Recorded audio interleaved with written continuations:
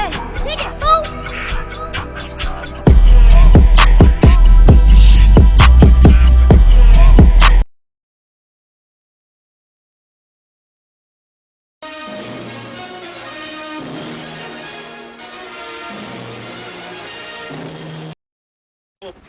You're not going to feel good. You guys are miserable.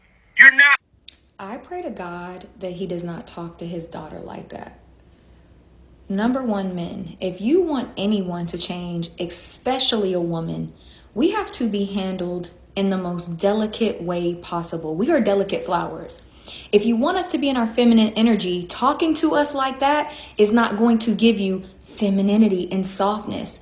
Of course, we're going to be hostile. Of course, we're going to be in our quote unquote masculine energy because we are in defense mode.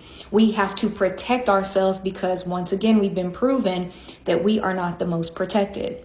Now, we do have some things I'm going to talk about on my YouTube channel about holding women accountable, but there's a way in which you go about saying and proving your point.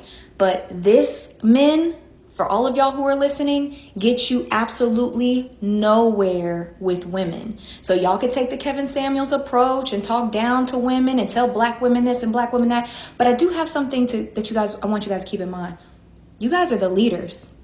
So if we are the ones that are single, if we are the ones that don't have husbands, if we are the most educated and financially stable out of between the both of us, don't you want to look yourself in the mirror just for a second? So instead of gathering a group of men who most women, I'm going to leave that there. How about you guys talk about how you guys can be better for the community and come better and come together for us so that we can be a unit? Bashing women on the internet just makes you look weak. Brazil didn't ruin dating in America for you. You ruined dating in America. And now you're going to Brazil to go ruin it for the girls out there. I feel so sorry for them. You're not even realizing that you're going to a different country to go oppress the women over there because they're interested in an American man and you're taking complete advantage of that. I don't have to give them anything. They took the bus to come and see me. They look like high-end prostitutes. Like, what? Is that a flex? Is that what you're going to flex? Then you're having sex with the girls out there, coming back here having some more sex and going back out there to have some more sex. Oh, we know what you're about to do to them next. You're not hurting anybody here except for those Brazilian women because it all sounds so familiar. But we're not dealing with it anymore. But somebody got to deal with it, huh? Somebody got to deal with your bullshit. Why don't you just become a better guy? Why don't you just do better? Why don't you just court girls properly? Why don't you buy girls things? Oh, too broke? You got to fly somewhere else so that you don't have to give girls anything and still have sex with them? Nobody has a bigger fear of dying alone than men. That's the reason why they're always trying to convince us that if we don't hurry up and settle down, we're going to die alone. Women don't die alone. That's men. Okay? You guys just want us to want to be married so that you don't die alone. I'm on to you. And I'm thinking of making you go meet your maker on your own, buddy. Like the rest of them. This video is for the ladies from 18 to 25. I was in a relationship from the age 17, 18 to 21, and I never got into a relationship again after that. You can ask all the guys that I dated after. I never let them call me their girlfriend. I'm the type of person who learns from experience, so all I needed was one relationship to know that I don't need to be in another boyfriend-girlfriend relationship. Now, before y'all get it twisted, the man treated me like an angel, but at the end, he still cheated. So once the relationship was over, I went to this guy that I like to consider our uncle, but really he's just a friend.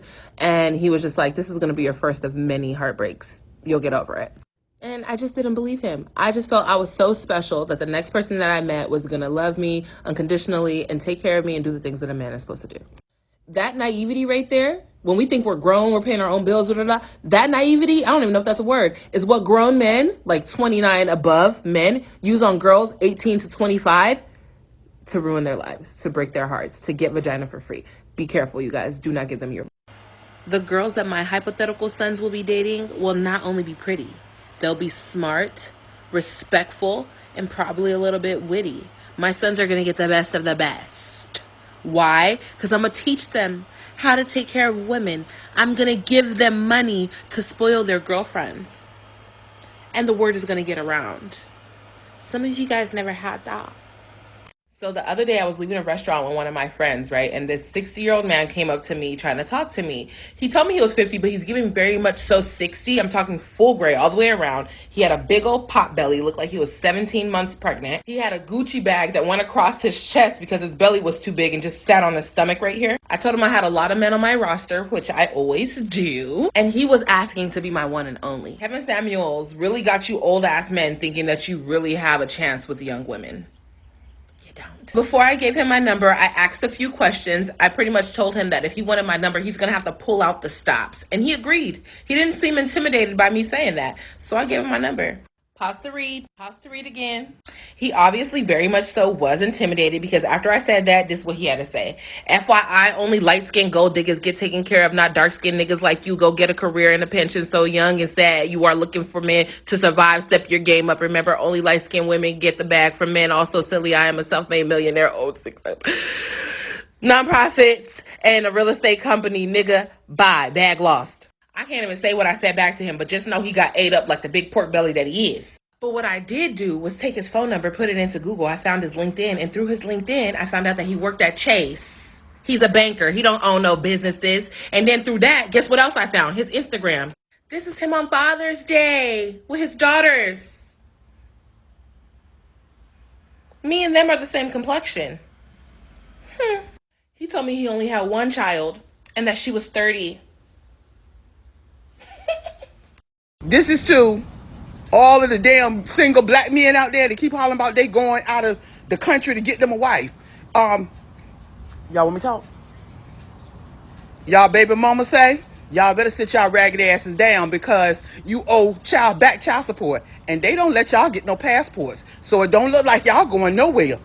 So you might want to sit down and be content and do right and find you a black girl right here in these great United States because they ain't letting y'all asses go nowhere.